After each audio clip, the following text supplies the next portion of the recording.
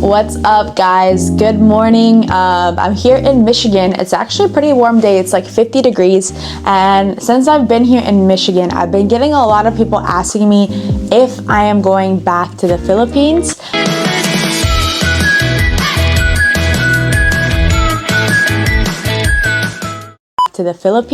Because if you don't know me, maybe you're new to my channel. My name is Barbie. My real name is Brianna, but for the past 2 years I have been living in Siargao Island, which is like a smaller remote island in the Philippines. So I thought about just sharing some of my story of how I got there basically, and why I chose the Philippines, and if I'm gonna go back there, right? So basically, I'm from Michigan, pretty near Detroit, right? And when I grew up as a competitive gymnast, and so I feel like I didn't really have like a normal childhood.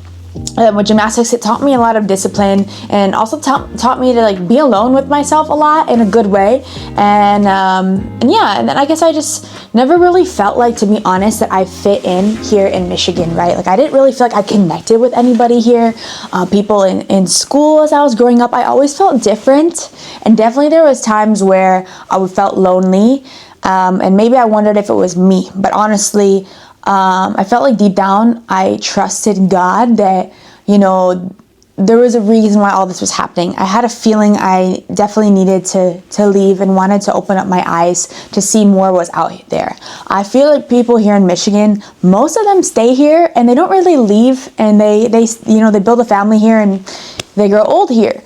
And I feel like they barely even travel. The travel is to like an all-inclusive resort down in Florida or in Cancun, which there's nothing wrong with that, but it's literally just like United States in another like place, you know what I mean? They don't really get to expose their eyes to other cultures and other things, and we're told all these things, right? And people believe them without even experiencing them for themselves and making their own opinions. To sum it up, right? I do feel like people here tend to be more closed-minded. That is just my personal opinion. So I kind of felt that even from a young age. Another thing, my sister, maybe you have seen in some of my vlogs, she has cerebral palsy. So she was born 2 years younger than I am, born like 3 months prematurely.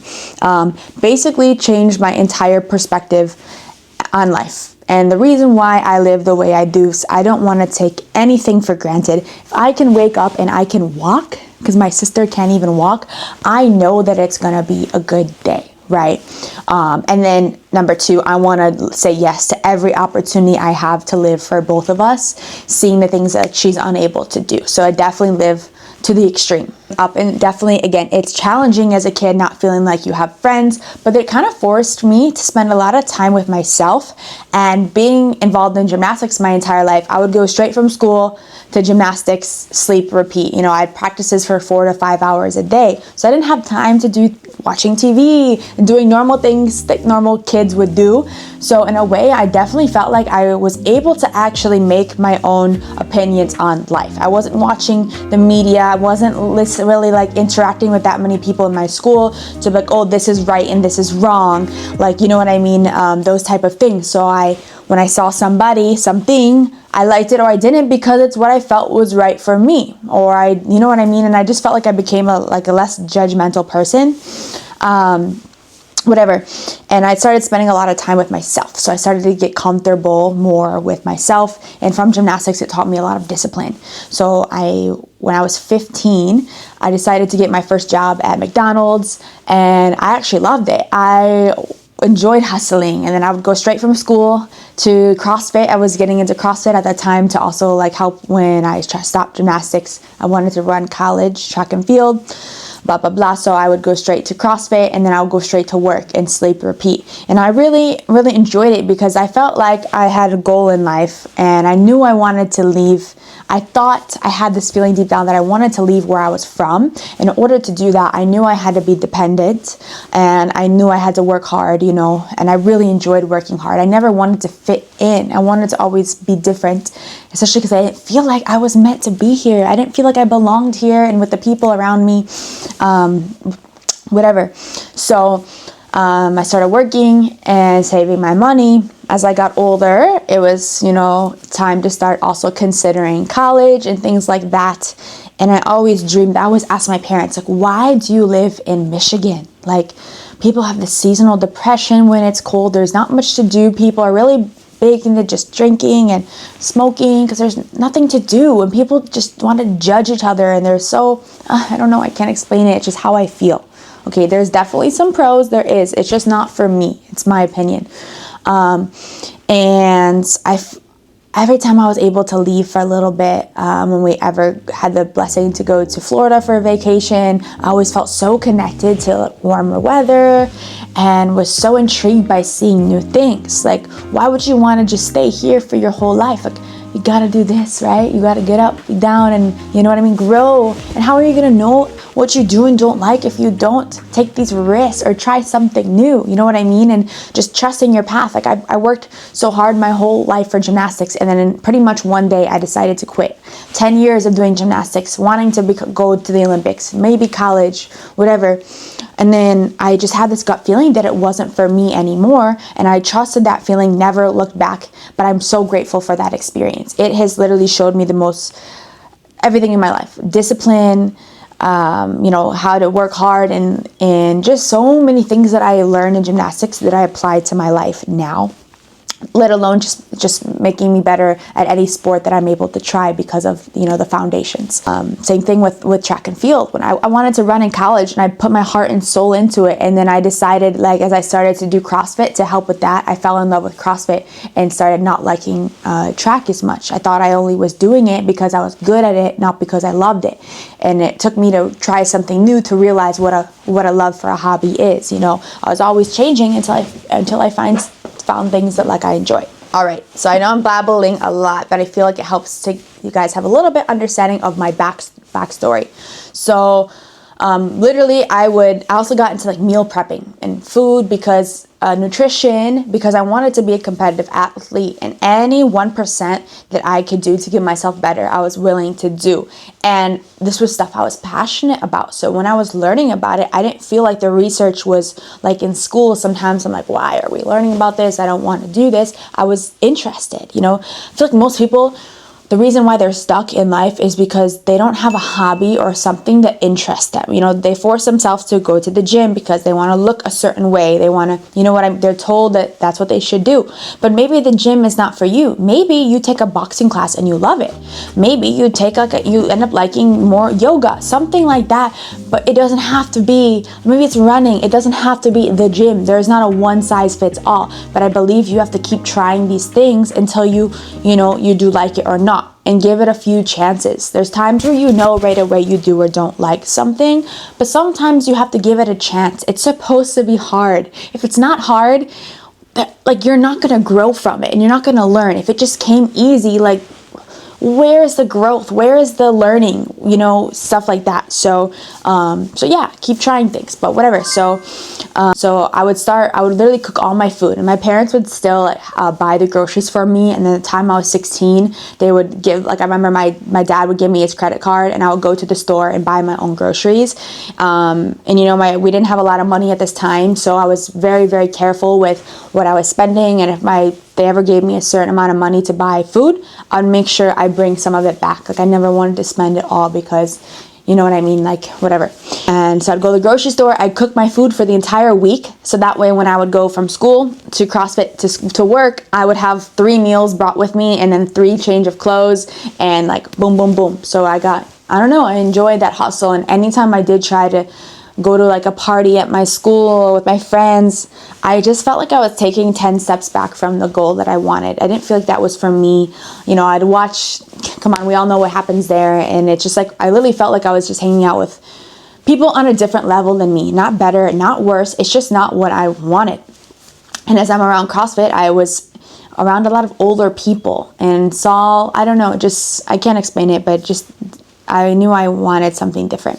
So as I was looking at school, I decided to go to a school called Florida International University in Miami. I knew that I wanted to be in warm weather. I wanted to be in a different, more open-minded community, right? But what I didn't know is I knew I loved to learn. So I wanted to be out of that comfort zone. I wanted something so new that I would be like, where am I? Let's figure everything out. But what I didn't know was my love for other cultures. I definitely believe the United States, it's huge. It's so big. It has a lot of diversity, but the United States is an immigrant country, right? So we're a new country and we're all immigrants from other parts of usually Europe. I think that's majority is somewhere in Europe, right? So another thing I don't really understand sometimes why Americans tend to be some of them entitled, or that America is the great and the best country. There's pros and cons, right? But because we all don't really have American, I believe, is not really that much of a culture or has that many traditions, because we're all from somewhere else that are mixing our traditions of years and years. You know what I'm trying to say? So when I moved to Miami, everyone there, majority, is from Latin America. A lot of Cubans, a lot of Colombians. And I was told, you'll not believe the stuff I heard from people around me here in Michigan when I was moving to Miami. They were like, oh, you sure you want to live where nobody speaks English? You sure you want to, blah, you know what I mean? Stuff like that. Oh, those people are taking our jobs. That is things that they say here. And I didn't like that. Like, I knew there were, whatever, not even to get into it. But when I definitely heard those things. So that was in the back of my mind when I was going there. But I found the complete opposite. As soon as I was there, I was welcomed into their community, into the culture, like I was one of them, right? Like I would go instantly. I did choose Miami because there was a specific CrossFit gym that I wanted to train at because it had some really high level athletes. So I went there like my first 2 days and I met these 3 boys. 2 of them were brothers. One of them was just like a friend, and we became training partners, and they were all from Colombia, and we were all around the same age, a couple years. One of them was my age. The rest were like 2 to 4 years older. But we were all studying at the same school too. And they were all, so we would start training together for hours a day, and I would started going over their house, and we would just hang out, and their family would bring me in like I was their family. They were feeding me, like they weren't expecting me for dinner, like, you know what I mean? They would give up their plate of food before making sure I was fed before even them, and just really kind of saw what it was like to be genuine. And I started seeing beauty in other cultures, and everything I was told here about, like third world countries, and blah blah blah is bad, right? And it was so untrue. And everybody would call them Mexicans. The least population of people who are like from Miami who speak Spanish are from Mexico. It's more Cuba, Colombia, Puerto Rico, Ecuador, Honduras, like all those places, Dominican Republic, things like that. So the fact that they are calling them Mexican is the same when some people assume that everybody in Asia is Chinese. Like, Americans are very geologically, I think that's the right word, uneducated. I don't know why we want to stay here and we form opinions about other cultures without even seeing it or wanting to go there because we're told it's dangerous or it's too far, too expensive. I think our work ethic here makes it really impossible for us to get good time off to see the world. So I also feel like sometimes they don't want us to see what's out there because we don't know what's better or worse. Everybody has their own opinion. Basically, I fell in love with the Latin culture. I started learning the languages, the people I was interested in to maybe start to want to date, we're all from Latin America. And yeah, I just fell in love and I created a life there. I lived there for 4 years. I was constantly learning, and it had a really good balance of, especially where the gym I was going to. I actually eventually started coaching there after COVID happened. So I got certified to coach, and I was really stepping out of my comfort zone to do that because where my gym was located was actually definitely more of a diverse area of people who were, who were like Americans, whatever you want to call it, where my gym was located.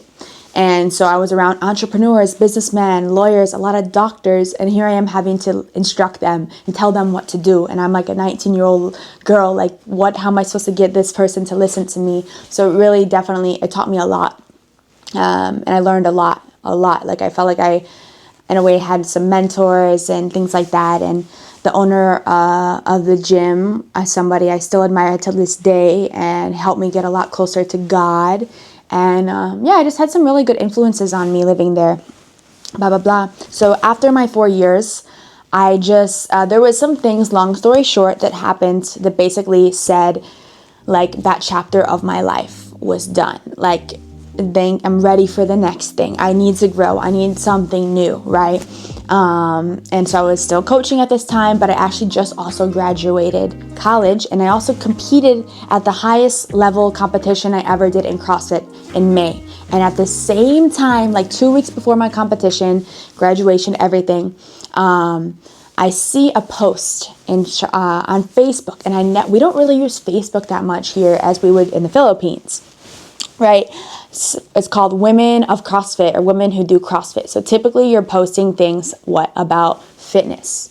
So the owner of the CrossFit Siargao in the Philippines posted that there was a typhoon. Their gym was knocked down, completely destroyed by this typhoon. And could you imagine? I never even heard about this typhoon. And they've been rebuilding for 7 months. And in August, they're ready to hire or open. And they want to hire volunteers to work at their gym, like to come coach at the gym. So I literally scrolled past the post. I've heard of the Philippines, couldn't point to it on a map, could not even pronounce Siargao. So I was like, I cannot move there. But at the same time, I was like, my friend just went to Bali in May, and that was like unheard of. Where I'm from, Bali is like the dream, and that's like it's like going to Mars. It's like impossible. People, that's what they say. You know what I mean? So I had a friend tell me all about like his experience there, and that's like the hot spot at this time, still is, but now I think it's way too over touristy. I've never been, but so like I'm starting to interest about that and all these things. And I was you always sign 1-year leases for your apartments there. My apartment, like somehow I messed up and only signed 6 months, and the rent in Miami was like going through the roof. Like I was paying $1,000 a month, and it somehow was changing more to like $3,000 is what they wanted me to pay. So I'm like, what am I gonna go? What am I gonna do? Where am I gonna go? My best friend, who was my roommate and my ride or die, moved back to Arizona because a lot of stuff happened in her life. So I lost my best friend, and then there's something happened with my training partners as well. It's a long story, but everything was telling me, like, to say, it was so easy to say yes when I decided, like when I thought about the decision. What was harder for me was to tell everybody else. But long story short, I decided to scroll back up to this post, and I was like, I'm not even gonna think about it until they reply. What if I spend all this time thinking and they don't even reach out to me, right? So of course I decided to reach out, submitted my resume. Then they reached out to me. We had a couple FaceTime calls. I started looking in the Siargao. I saw everything there. I'm like, whoa, like this sounds like everything I want. When I was living in Miami, I was able to travel I went to Colombia, I went to Puerto Rico, I went to Dominican Republic, because I didn't tell you guys, was working at the airport before I started coaching. And I was working at the cargo side. So we would offload and unload cargo onto airplanes. And I was like there was like 4 girls to like 40 guys. So all my guy friends there were from, again, like one of my best guy friends there was from Puerto Rico. So I really, that's how I really learned my Spanish and more of the culture, and would hang around them all day. You know what I mean? And it was like there was a couple of like more elderly people who worked there, and they didn't speak any English. So it was like really cool for me to be in that scenario, and I learned so much. So I had really cheap flights. So I would go like 3-day weekends, because it's like a 1 to 2 hour flight. I'd go to Puerto Rico for like 3 days and come back, because it was so cheap. And I met friends there who then even let me stay with them. So I probably was saving money being there and not here, because things in Miami were pretty expensive sometimes. So flash forward, blah, blah, blah. I was able to travel and see those countries, and I loved it. Started becoming obsessed with cultures and traveling. So then I was like, you know what? Like, I started looking into Siargao, and I fell in love with surfing when I tried it a couple times in Puerto Rico. So I said, I want this. Like, let's go. But I thought it was for 2 to 4 months. I thought I would go and travel, and at least it would give me like a little bit of an in. For example, I'm not going in completely blinded. I'm going alone, but I'm at least gonna meet the two owners and the other coach at the gym. And if I coach at the class, I'm gonna be meeting people that I'm coaching every day. So I won't be like alone, right? Like that's what I'm thinking. And whatever. So long story short, I booked a one-way flight and was like, maybe I'll do Thailand, maybe Bali. 2 to 4 months, I come back. I told my job, my friends, family, I would come back in 2 to 4 months. And 2 years later, I never left. Every single day, like the first day that I landed in Siargao, I remember it was gloomy and it was dark. And if you've been to Siargao is very bright and very light and sunny and warm. It does look different when it's raining versus not. So like that's my first impression, was rainy morning, 5 a.m. I landed, something like that. And the drive from the airport was still there. You could still see a lot of destruction from the typhoon. And this was more of like in the province versus a touristy area. So that was my first like seeing Filipino provinces, and definitely you see some of the poverty that I remember being like, wow, like this is eye-opening. Am I gonna be living like this? I didn't know. I saw the accommodation that I booked on Airbnb, but I don't know. Sometimes, you know what I mean? So I was like, is this how I will live? Can I do it? Let's see. You know what I mean? Like I'm excited to try this, but like, whoa, let's see. And then I get dropped off first at the gym. I didn't even know like where my accommodation was, so I met right away my one of my good friends to this day, who was like my coworker, and then the two owners of the gym. I took a class, like there was like their grand reopening, so it was a really big class of like 30 people. I did the first thing off the plane, like did a workout, and day one, like I think we went after we took a little bit of a rest, then we went surfing with some of the locals there, who, you know, now I know pretty well. Didn't know them at the time, obviously. And they were like surf instructors. So I didn't want to have a surf instructor because I thought I was like good enough not to need it from surfing a few times in Puerto Rico. But we were still like hanging out, and they were just the most awesome vibes. I had so much fun. And then when we finished surfing, there was some of my guy friends that I know of, but I didn't know them at the time. They were having like a little mini boodle fight, but they literally just finished catching, and the fish were like this big. And here my dad always grew up fishing, but if the fish was like any smaller than like this, they would say it's not worth it. You just throw it back. And they're eating fish that are this big. And they showed me how, you know, you peel off the skin because it's almost like sandpaper, and you know, you do all this work for just a tiny little fish because you don't waste anything there. You know, you can eat it. Like, why are we it opened up my eyes to see like how privileged I was in the States without even knowing it to an extent, if you know what I mean. And this was like my first day, and I'm like, bruh, sign me up. Like, if this is happiness, this is life. Some of these people have maybe nothing, and they're willing to give me what they have, or they're willing to show me like an exchange of energy. I just felt with the island and with the people there, this energy, my soul was just like, whoa, like this is home. This is like amazing, right? And I was like, okay, let's be a little bit more realistic. You've only been here for, you know, a day. And then every single day it got stronger and stronger.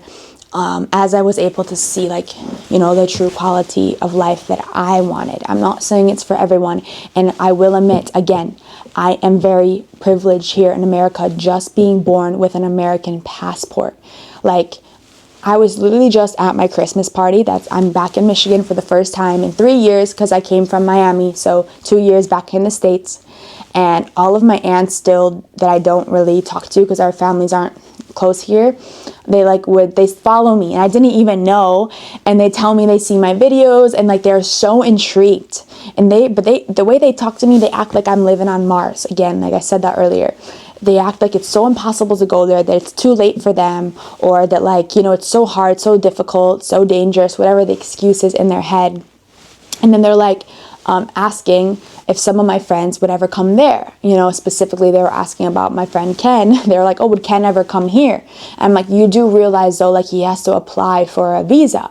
You know what I mean? Like it's not just like that. Like you can't just book a flight and go. And not even considering the peso to dollar conversion is crazy for like a flight. You know what I mean? They're like, what? Like we had no idea. They don't know, and it's not their fault. I'm not judging. I'm just saying, you know what I mean?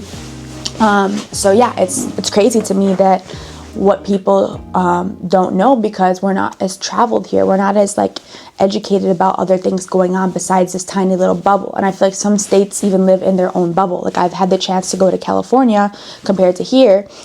Oh my God, I just realized I still have the tag on this thing. I got it from TJ Maxx. Yeah, I actually got it. It's my sister's. We got it for her, but I was cold, so I'm borrowing it. Whew, I'm actually getting a little bit hot. Put you guys here.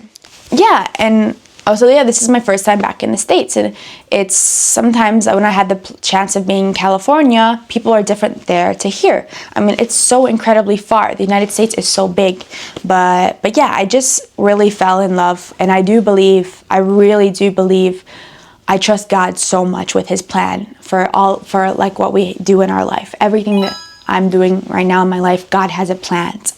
So I trust Him so much. Now, He is not just going to hand it to me. I have to work hard from it, and I have to be willing to see what He's showing me. So I just like to choose to see the optimism in everything.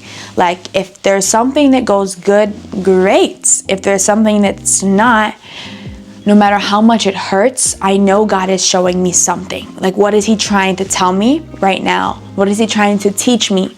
And I may not realize it. You may not realize it in that moment, but you know, if as long as you trust Him and you're willing to see the good from it, or see what you're willing to learn from it, and then move on. Don't dwell on it. Like, life is not meant to be taken so serious.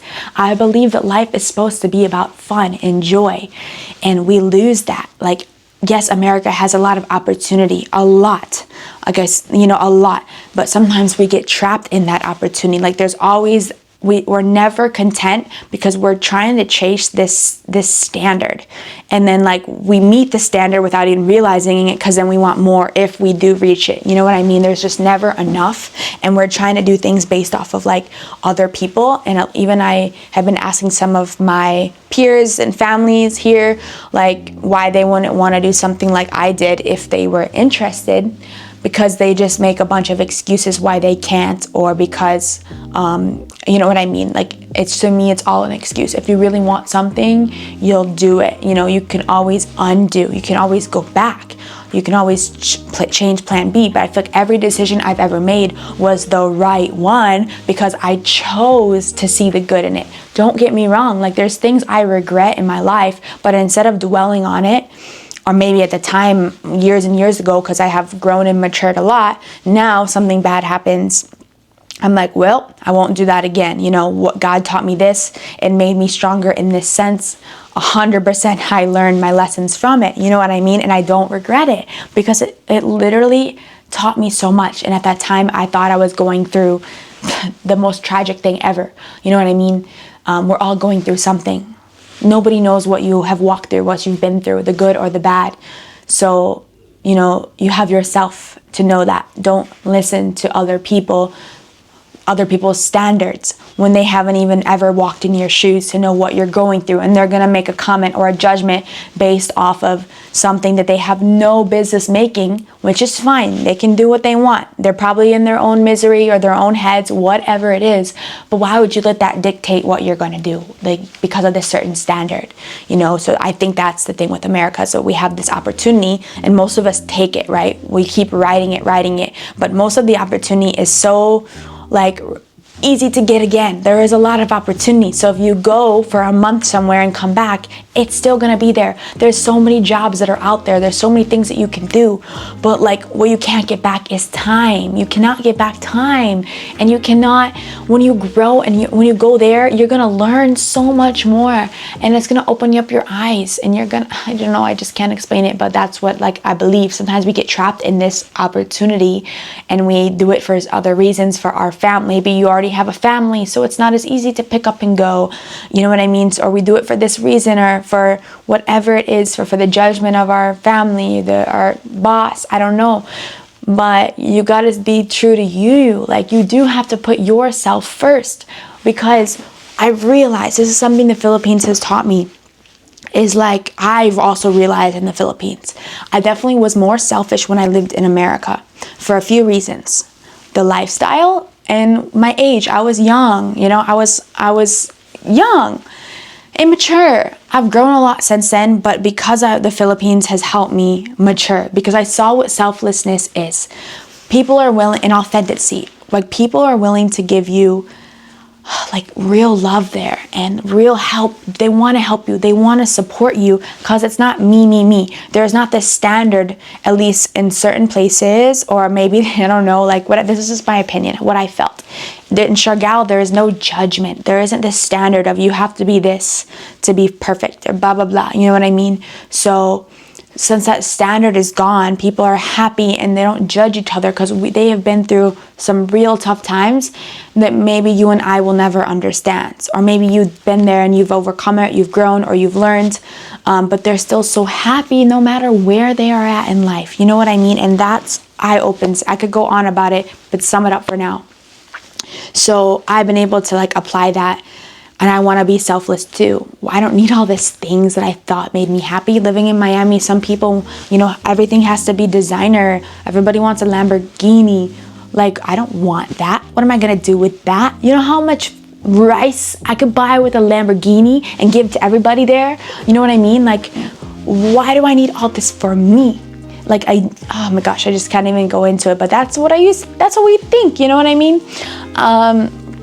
So to sum it up, it's just made me such a better person, and I see what truly makes me happy, and it's the quality of life and the quality of people, quality time, not the things that you can buy, and then sharing it. Because why would you not want to help somebody that's struggling when you've been there too? You've had your doubts. And I do believe in good karma. And also, something that I 100% realized, I will admit that when I was living there in Siargao, I'll save for another video of like everything that I did there and achieved there. I got caught in a little bit of too much hustle, right? Like, I don't share with you guys everything I'm going through. Maybe some of you know this has probably been the hardest year of my life. I had a near-death accident little over a month and a half ago. Before that, I had a MRSA staph infection on my eye for a month and a half, back and forth. Had 2 surgeries in Cebu for it. Before that, I was sick back to back, just so much. And there was something else I dealt with I'm not even go into, but I can still count the millions of blessings that I had due to those things. And those things taught me so much. I was ignoring signs because I was hustling. I was working. I was editing all day, creating content, selling ice cream, like doing doing all these other things to like, one, please other people, two, because I was like, oh, I want to keep going, which is good. We got to eat. We all got to eat. But I forgot the reason why I moved to Siargao. Why I like stayed in, why Siargao chose me, because I loved the life there, and I stopped doing things that I liked for enjoyment. I didn't surf for 6 months. I said no to anything around sunset time. Like, oh, let's go here for sunset. Let's go sunset surf. Let's do this. Like, oh no, I gotta sell ice cream, or because I felt like people were expecting me there to like sell ice cream at the bridge. You know what I mean? Or like I felt like people were looking up to me because I was doing it, and you know what, that is good. But you could take a day off, right? Like, I need to slow down a little bit, because health is wealth, and it's not about me. Because you know what I learned from all of that? If I'm not healthy, I cannot do what God wants me to do. I believe I am here on this earth to shed light into other people. I want to spread my positivity and I spread this good energy, right? Like, transcend it. And in order for me to do that, I need to feel good too. If I'm not feeling good, then I can't spread my positive energy. If I'm burnt out and I'm tired, I'm sick, I'm going to stay home in my bed, and I'm not going to touch your heart, and I'm not going to be able to, like, you know what I mean? Like, be a good person that I want to be and be happy. And if I'm not happy, then I cannot spread happiness, is what I realized. You know what I mean? I was just pushing through life, like grinding. There's a time and a place to grind. But I feel like in America, it's like grind. So then you're irritated and you're unhappy. You don't have time for you or your family. So how are you supposed to spread love, make love, give? Like, you know what I mean? Like, that's what I learned. So that's the problem with sometimes here in America, we get stuck and trapped in this lifestyle that we think we have no other choice. And for some people, they want that, but maybe they don't even realize they're trapped. There was times where I literally I realized it and I didn't know how to slow down. I'm like, how do I stop working so much? How do I, you know what I mean? But God showed me. God gave me every chance to slow down until I almost died, you know. And He showed me, really put me back in my place and opened up my eyes to see all of these things that I was ignoring, what I want in life and my happiness, because I was just hustling too much. And for what? If I'm not even healthy and I'm just sick and I'm not happy, then what is it for too long? You know what I mean? What is the point of that? You know what I mean? And that's what the Philippines has taught me. Like, wow, just... I could go on. I just feel like I talked a lot today, so I'm gonna end it there and save it for next time. Mwah.